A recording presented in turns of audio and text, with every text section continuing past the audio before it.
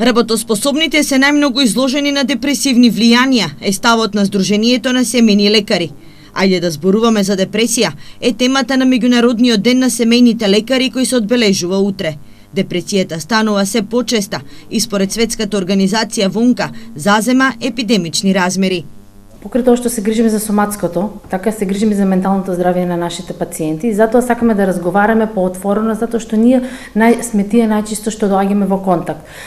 Ова година се изготвени прашалници за полесно, значи како ќе помогнеме за нивно потполнување и за самопреценување. Значи до кое ниво дали имаме депресивни симптоми, факт е дека сите понекогаш, меѓутоа раното детектирање за полесно справување и лекување и поквалитетен живот за понатамошниот живот на пациентот. Депресијата е се уште табу тема. Најчесто пациентите не сакаат да зборуваат за неа и најголем дел од нив земаат лекови на своја рака.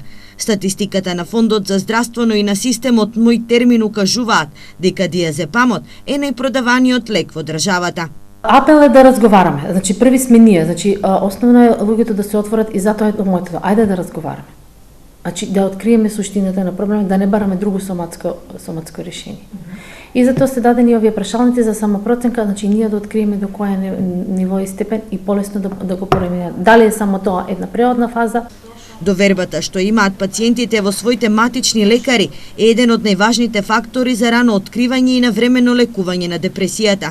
Изминатите неколку години во Македонија за 37% е зголемен бројот на пациенти со депресивно расстройство. Како причини се наведуваат економската нестабилност и невработеноста.